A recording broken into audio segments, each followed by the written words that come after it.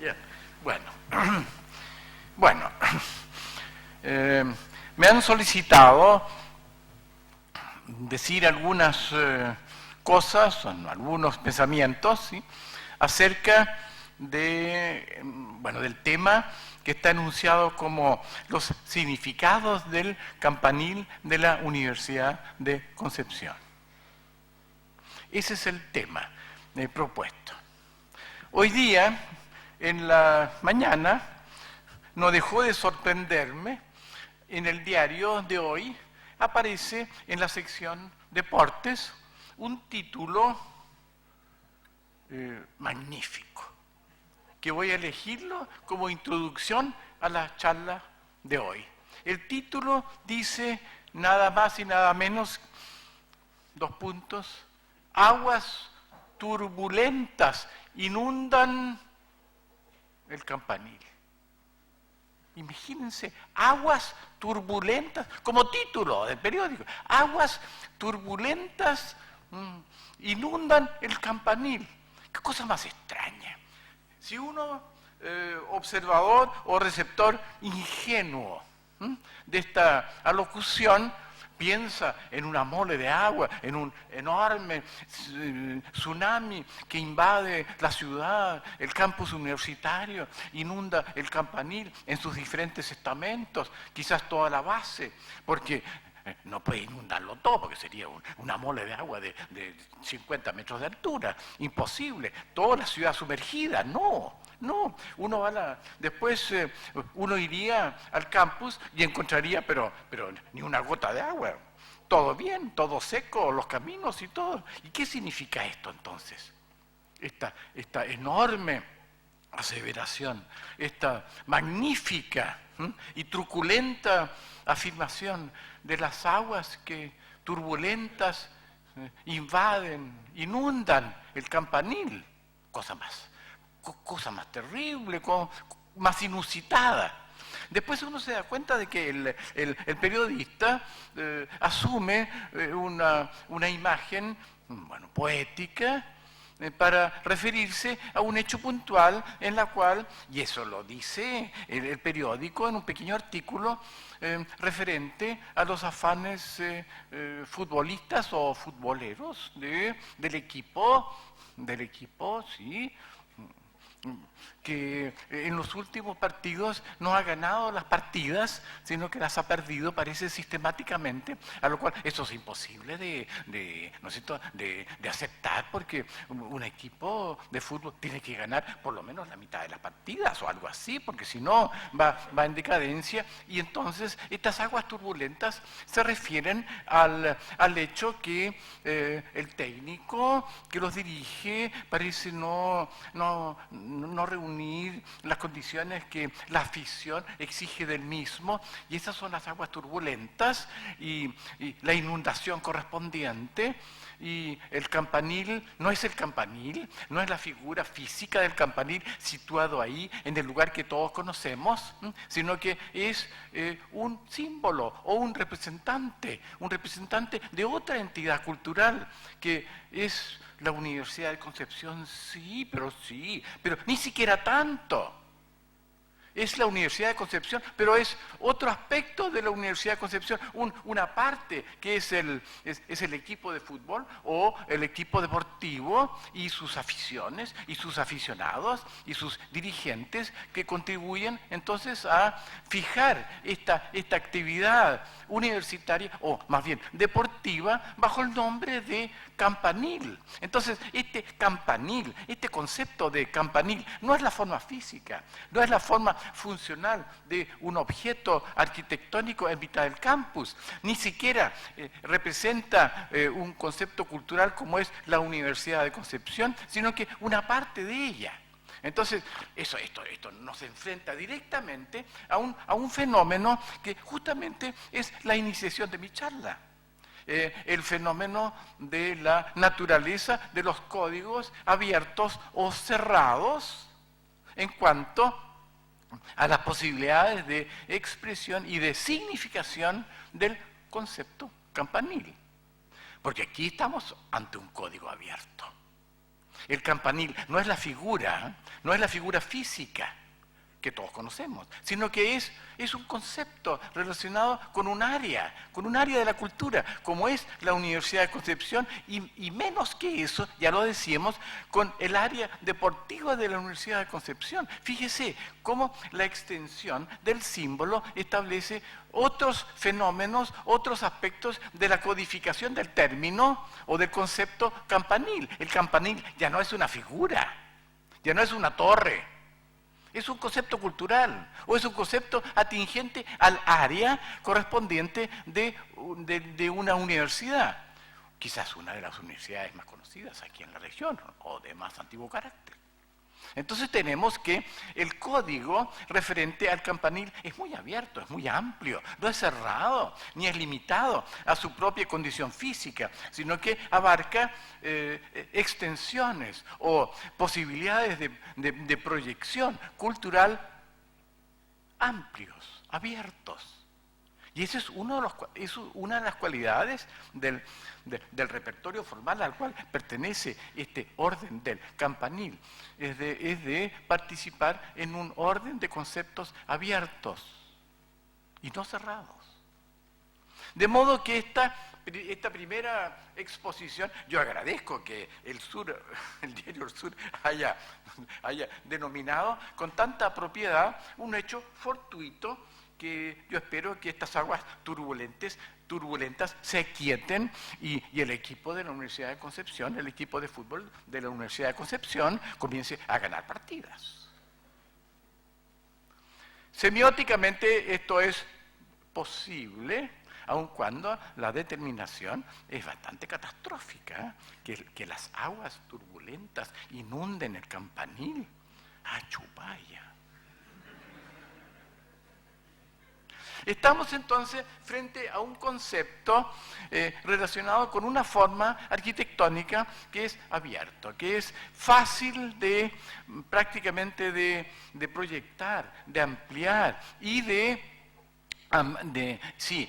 configurar un área de aproximaciones de muy variada extensión. Eso obviamente que está relacionado directamente con el otro concepto, es decir, con el concepto fundamental al cual yo querría basarme en esta charla, que la arquitectura es lenguaje. No es solo utilitas vitruviana, como dice el texto, sino que es fundamentalmente, y además de su utilidad para ser habitada, es simplemente un ejercicio de entrega de ciertos conceptos relacionados con su naturaleza de lenguaje. Todos sabemos que el lenguaje está constituido por ciertos elementos, ciertos conceptos, palabras y ejercicios de relación de estas palabras entre sí, y que se configuran en unidades mayores y que completan o que se proyectan a través del discurso. Bueno, si la arquitectura es lenguaje, tendríamos que reconocer en ella también ciertos, es decir, fundamentalmente ciertas partes constitutivas básicas que serían los conceptos o las palabras de este lenguaje. Las unidades morfológicas atingentes, unidades morfológicas que no solo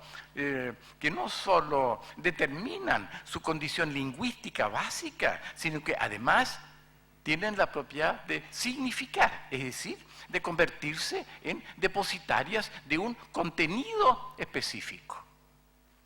Ya, olvidemos la proposición inicial, aquella de las aguas turbulentas, y concentrémonos ahora en determinar cuáles serían las condiciones básicas del campanil, formando parte del principio del lenguaje de la arquitectura.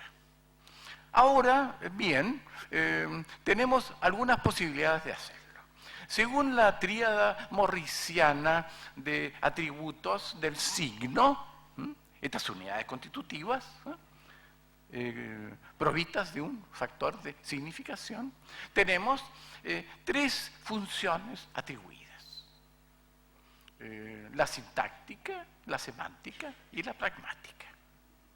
Sintácticamente es quizás la forma más directa, más fácil y más reconocible en obra de distinguir cualidades y también de subdividir la totalidad organizada de esta forma arquitectónica que no hay duda se maneja fundamentalmente como totalidad organizada. El campanil se nos presenta como un sintagma visual organizado, en la cual es es decir, es eminentemente difícil, es casi difícil distinguir partes, porque las partes están integradas al todo. No hay duda que el símbolo o el referente más claro de un campanil es la columna. Ahora, antes de eso, sí, veamos nosotros las diferencias lingüísticas y semánticas de los campaniles y los campanarios. Aparentemente son sinónimos, pero hay diferencias entre ellos. Los campanarios siempre están asociados esta torre de altos niveles en los cuales en los estamentos superiores hay elementos o espacios destinados a las campanas. Estos campanarios siempre están unidos a volúmenes mayores de iglesias, ¿sí? O claustros, ¿sí? O sí, volúmenes eclesiásticos, ¿sí? En la cual este campanario es el elemento que por su posición elevada permite que las campanas suenen y resuenen e invadan los espacios aledaños de los barrios y de la ciudad en la cual están emplazados. De modo que los campanarios son estos altos estamentos de los cuales suenan y resuenan las campanas, siempre asociadas a un volumen arquitectónico relacionado con la iglesia o con la dimensión eclesiástica del grupo humano que lo representa. Ahora, los campaniles son entidades mucho más independientes, más liberales. Los campaniles pueden prescindir de la iglesia propiamente tal o del espacio destinado a los fieles.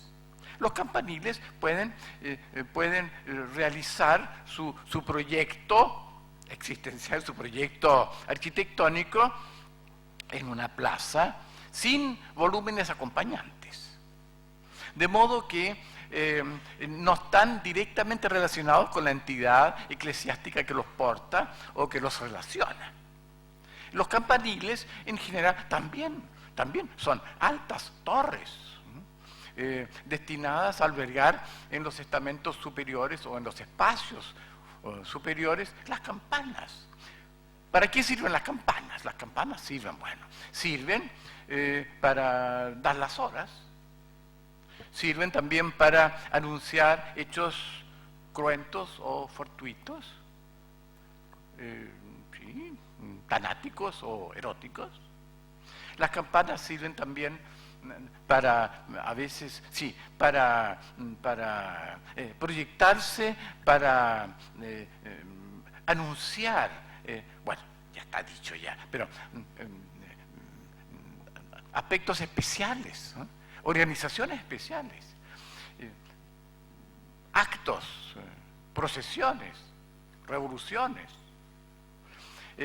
Los campaniles, y también los campanarios. Los campanarios tienen las funciones específicamente de llamar a misa, de organizar a los fieles en los tiempos destinados para la oración o para la misa. De modo que los campaniles tienen más funciones populosas o más funciones antropológicas que los mismos campanarios. Pero lleguemos ahora a definir un poco, así muy someramente, que sea esto una presentación somera y ni siquiera exhaustiva de los temas a tratar. El tiempo no da para ello. Veamos ahora algo sobre la sintáctica de los campaniles. Veamos ahora la sintáctica de este campanil nuestro del barrio universitario. Habíamos dicho que el referente más importante o más esencial en este caso puede ser la columna. La columna, las partes esenciales de la columna es la base, es el fuste y arriba es el capitel. el campanario, el campanil de la Universidad de Concepción también tiene una base de sustentación, pero ya diferente a las bases de la columna. La base de sustentación de nuestro campanil más se parece, ¿no es cierto?, a los estamentos de los mármoles y de las materias que recubren los estamentos inferiores de los palacios.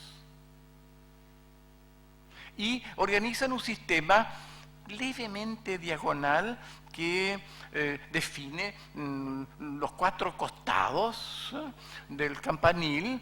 Por uno de ellos se accede por una pequeña escalinata al acceso a la puerta propiamente tal, y por los otros lados se va repitiendo un módulo que va preparando, para así decirlo, con una cierta diagonalidad inducida, un cierto paramento, ¿sí?, de base, hacia el fuste, que es quizás lo más importante de este campanil. Un fuste de formas contenidas, modernas, de elementos de contención, quizás los más eminentemente modernos y exentos de toda ornamentación. El grito de los se cumple a cabalidad, en la cual hay en algunos lados, ¿sí?, hay como una línea estriada, central de pequeñas fenestraciones verticales que se continúan en línea recta hacia arriba y que definen una vez más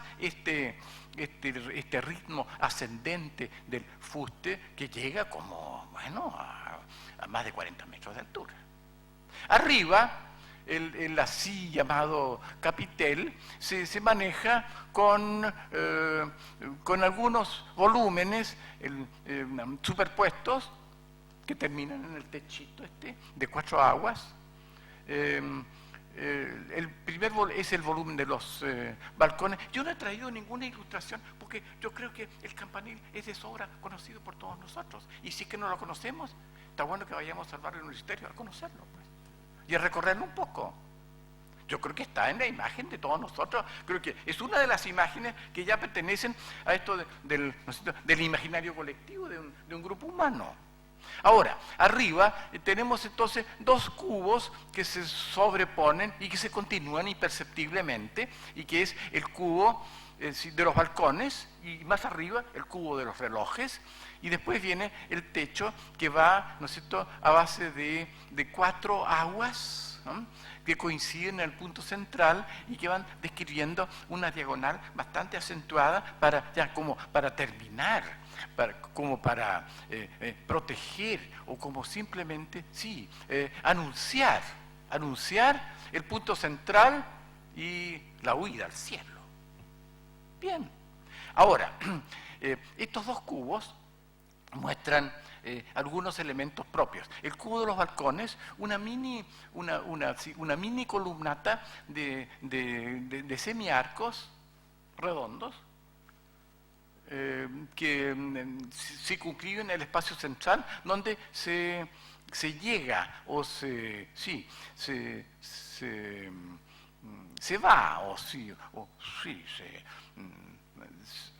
a ver cómo se me va la palabra. Sí, uno se acerca, sí, y se introduce en los balcones que se proyectan un poquito más allá, de los cuales uno tiene una excelente vista, por supuesto, sobre el barrio universitario, y más que eso, sobre la ciudad entera. Yo creo que hasta la desembocadura. Entonces tenemos ahí, más arriba, el cubo de los relojes, con algunos elementos decorativos que nos llaman la atención. Fíjense, hay unos balaustros de fierro que contonean a los balcones, que son ornamentados con algunas figuras que se remontan quizás al Jugendstil, una especie como de embarroquecimiento, ¿no?, de una forma funcional pura, pero que empieza como a decorarse, a encresparse. Y arriba también lo mismo, el círculo de los relojes, con algunas fiorituras. Jugendstil, imagínense. Ahora, hay un elemento muy extraño, que es en las esquinas del cubo de los relojes, en las 4 esquinas, hay 4 columnitas corintias, pequeñas columnitas, que están ahí como ornamentando el encuentro de estos planos ortogonales. Bueno, ¿qué es lo que hacen esas columnitas corintias? Porque son corintias. En el encuentro de los planos puros y funcionales de una arquitectura que fue construida el año 1941 por el diseñador Enrique San Martín, el año 41. ¿Qué hacen columnitas corintias ahí, perdidas? En el último cubo de los relojes. ¿Qué interpretación semántica pueden tener? ¿Qué significado podemos deducir de estas columnitas, pero tan anacrónicas que nos parecen? Bueno, quizás un toque hacia nuestros orígenes de la cultura occidental, los orígenes griegos. Puede ser. Que el diseñador haya querido entregarnos esta como nota. Mire, no olvidemos que nuestra cultura occidental tiene varias fuentes. Una de las fuentes es la fuente griega. Y ahí está la columnita recordándonos. La otra fuente será judía, sí, claro. Será semita, sí, pues. Pero esta fuente de la cultura griega a lo mejor está presente, como un recuerdo anacrónico, extraño, y que rompe la consecuencia de un funcionalismo arquitectónico propio del año 41. Después más arriba el techito el techito digo, fíjate, es casi irreverente. El techo, este coronamiento superior, se va entregando a rectángulos o cuadrados cada vez más estrechos, en un fenómeno como de extensión simétrica que termina después en la punta central, que corresponde entonces al eje central. Ahora, toda esta proliferación de elementos formales está dominado por la simetría. Una simetría fundamental que es la simetría de los 4 costados del corazón, pues. Esa simetría rotatoria que va repitiendo un modelo por los 4 costados. Creo que eso es lo más importante en nuestro campanil universitario, la simetría rotatoria. Hay elementos de la simetría por extensión que se da, claro, en la mirilla de pequeñas fenestraciones laterales, que se da también en la mini columnata arriba como repetición de módulo. Sí, se dan algunos elementos de la extensión. No, de la simetría por, ¿no es cierto?, por conjunción de elementos. Bueno, ahora, la otra simetría por extensión se da en el techo. Y yo no veo ninguna otra posibilidad, pero de todas maneras, la simetría está dada en sus 3 expresiones. Rotatoria, transversal, o de transposición y de traslación, sí, y también la de extensión. Bien, nuestro campanil es eminentemente simétrico, pero no hay duda. Ahora, el espacio interior. ¿Cómo se maneja el espacio interior? El espacio interior es un espacio, pero muy elongado, muy aflautado, muy angosto, en lo cual se accede de grado en grado a través de una escalera que casi tiene viso de escalera de caracol, en la cual uno va experimentando también esta suerte como de dicotomías o de polarizaciones de las sensaciones que trae consigo su ascenso. Aquí también podemos recurrir a otro elemento en la caracterización de los procesos propios del otorgamiento de sentido o del reconocimiento de algún sentido, como son las escalas de Osgood, que habla siempre de estas bipolarizaciones, que sirven entonces para caracterizar una situación y también para semantizarla. En este juego del ascenso, podemos, ¿no es cierto?, podemos experimentar las sensaciones de lo abajo, de lo bajo y de lo de arriba, es decir, sí, de lo que sube, de lo elevado y de lo superficial. También después nos asomamos, ¿no? Nos asomamos a la luz arriba, de lo oscuro, no hay duda, a lo claro. No hay duda, asomarse arriba después de caminar a oscuras en este espacio interior, apenas por las mirillas, asomándonos a los espacios aledaños, tenemos entonces la posibilidad de experimentar esta enorme claridad de los espacios. Ahora también de arriba estamos situados en el espacio central del cubo, de las columnas y de los balcones, y nos asomamos y vemos la longitud. Entonces estamos frente a la otra dicotomía posible de lo cerrado, abierto, o simplemente de lo cercano y de lo lejano. Entonces experimentamos en nuestra percepción, a través de nuestra percepción y a través de nuestro recorrido, una serie de elementos propios de una definición espacial que no está ausente de contenidos. Es decir, aquí la parte propiamente tal de su experiencia formal primera se llena de un significado, es decir, estamos ya en la cualidad semántica del otorgamiento de sentido. Bueno, pragmáticamente estamos de nuevo frente a otra situación. Bueno, sí, esto de transitarla por dentro ya llega a ser pragmática porque estamos en el uso de los espacios propios del campanil. Un uso particular. Sí, el campanil no está ahí para que subamos y ¿no es cierto? Subamos y experimentemos esta sensación de ascenso o la bajada en una situación contraproducente. No, el campanil no está para eso. Esta es una función secundaria. El campanil está ahí para determinar un lugar y para dar la hora, pero no hay duda que eso. Fíjese que este campanil nuestro da la hora cada cierto tiempo, cada cierto lapso de tiempo, y está acompañado por una melodía propia de nuestro himno universitario. Esos son los primeros compases. De modo que cada vez que da la hora, también resuenan en nuestros oídos esta pequeña secuencia musical del himno de la universidad, que también nos indica y nos semantiza la función propia de este campanil de la Universidad de Concepción. Va acompañado, el dar la hora va acompañado de la música propia del himno de la universidad. Y eso lo escuchamos cada hora. Y se nos va introduciendo como ritornello, como elemento propio de una función ahora auditiva relacionada con nuestra universidad.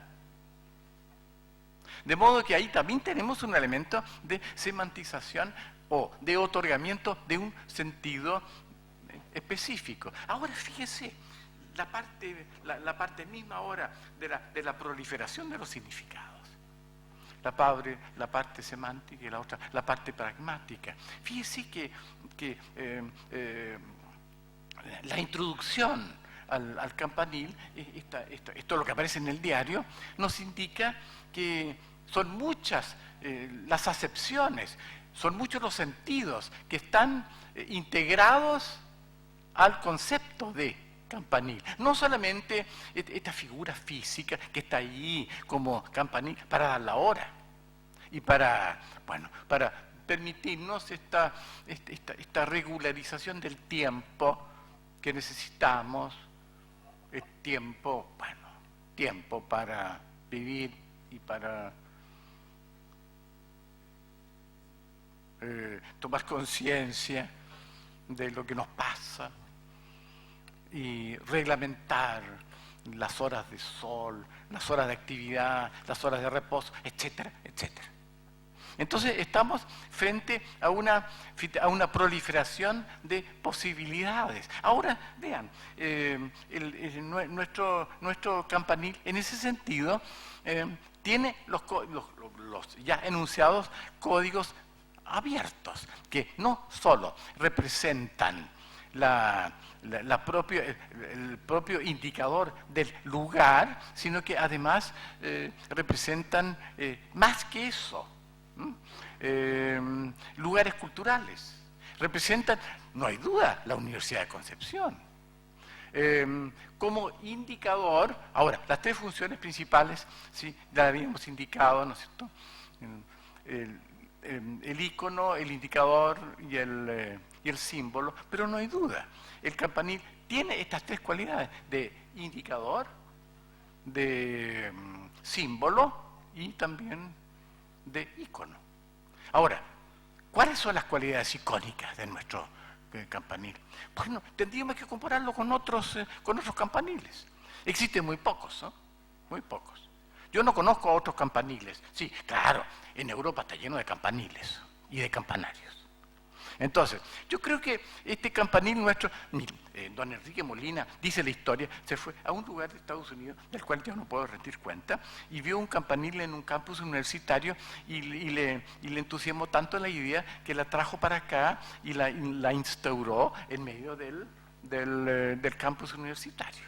Ahí tendríamos un referente icónico, extranjero, para nuestro campanil pencopolitano.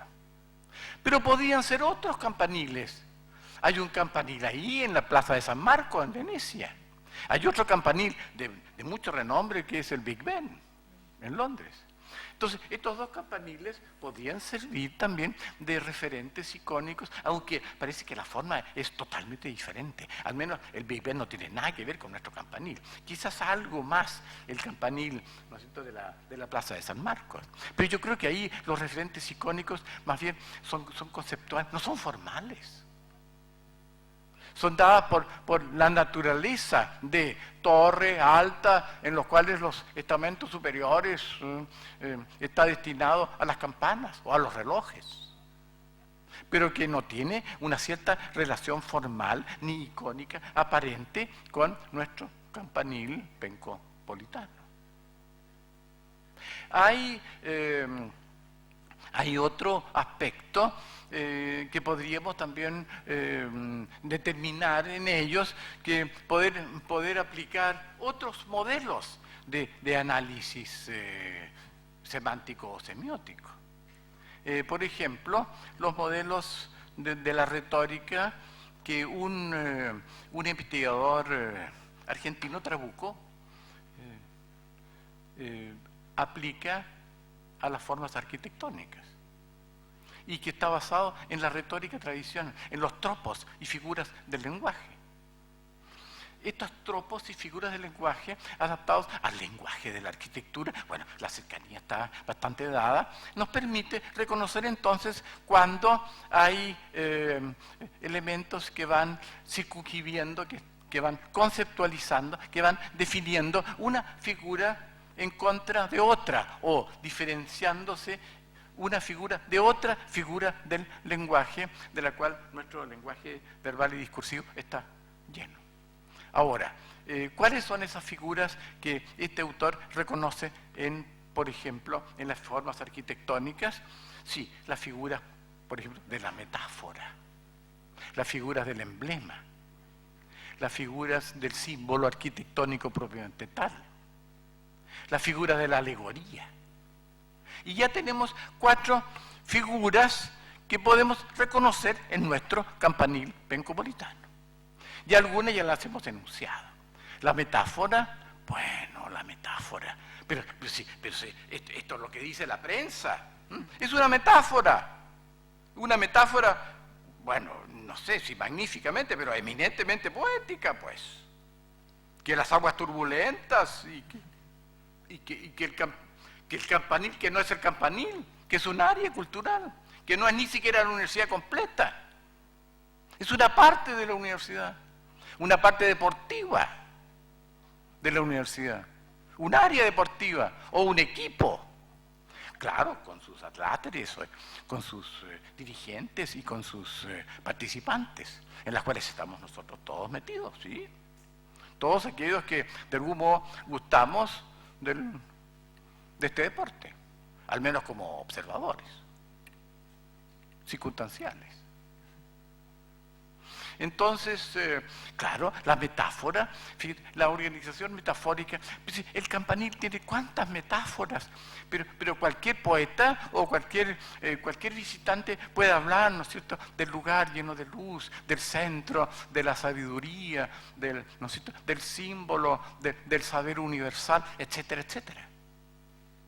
Tenemos múltiples acepciones metafóricas, poéticas o no, a veces filosóficas o sociológicas, correspondiente a las cualidades atribuidas a este campanil, a los campaniles en general, pero este sí, porque este es el centro de una universidad notoria, que reúne entonces una serie de posibilidades de otorgamiento de sentido en lo que ya llamamos en las primeras escaramuzas de aproximación al tema, los fenómenos de la apertura de los códigos.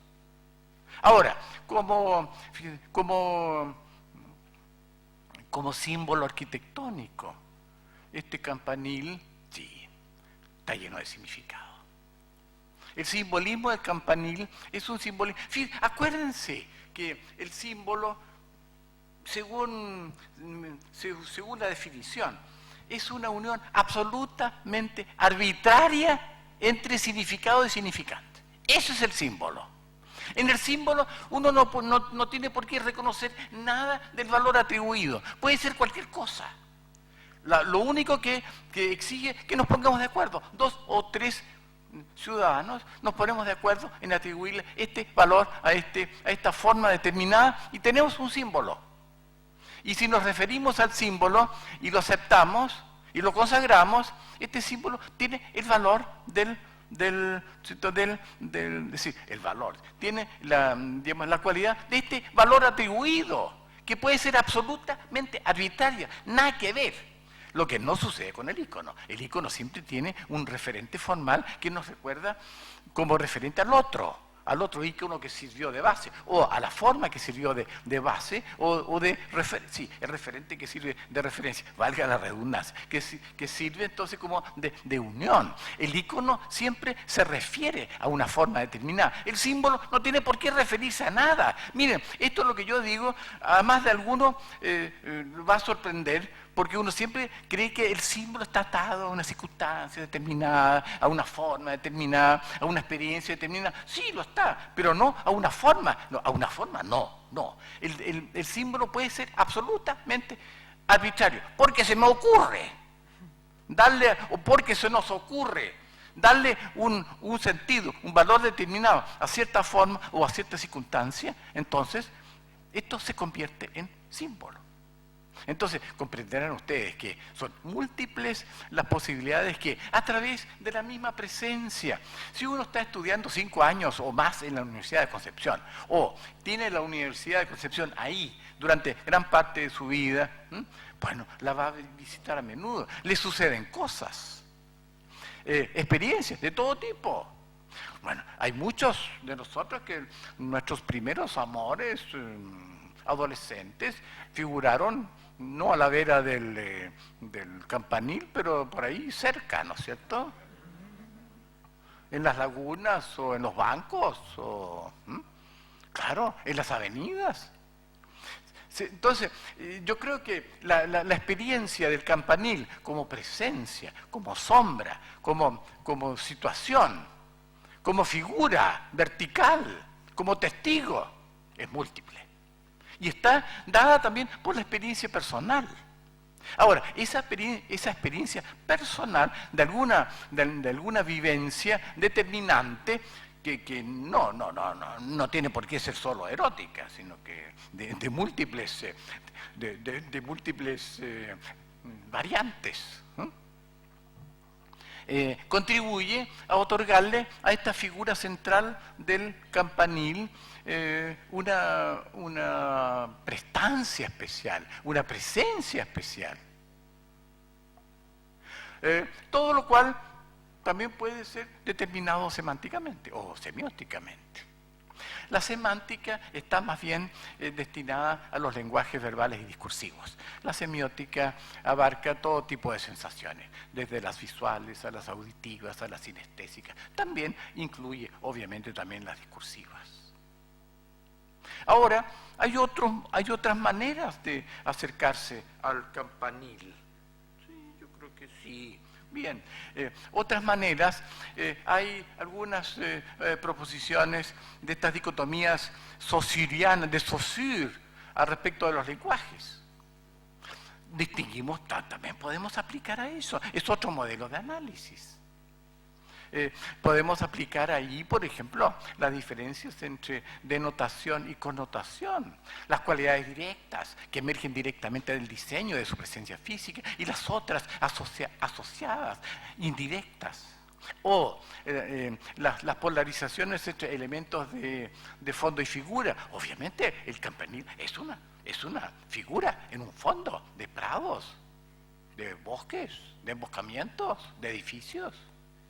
Y también dentro del mismo campanil hay figuras que se destacan sobre los fondos de los planos limitantes, etc. No hay duda que el campanil, este es el habla, ¿no es cierto?, de la lengua de los campaniles. Es la expresión propia, particular, de un habla de campaniles. Y que se da con prontitud, pues, en los campaniles que hay en el mundo. Ahora, la relación paradigma-sintagma, pero no hay duda que nuestro campanil se da, y esto ya lo decíamos, se da como una unidad consolidada, se da como un sintagma visual, categórico, se lee siempre en su totalidad. Es difícil distinguir partes, las partes están unidas al todo, y uno lo lee y se refiere a él como a un todo. Ahora, la relación paradigmática, pero no hay duda, que asocia al campanil, como ya lo decía esta alocución primera, ¿no?, del diario El Sur, se asocia a una serie de circunstancias que van desde la determinación de un área deportiva, de un equipo deportivo, a la identificación del centro del saber y del arte y de la ciencia y de la investigación y del pensamiento contemporáneo incorporado a un instituto de investigaciones contemporáneas, como es nuestra Universidad de Concepción. De modo que el juego de los significados, y con esto yo creo que yo voy a terminar, ¿no?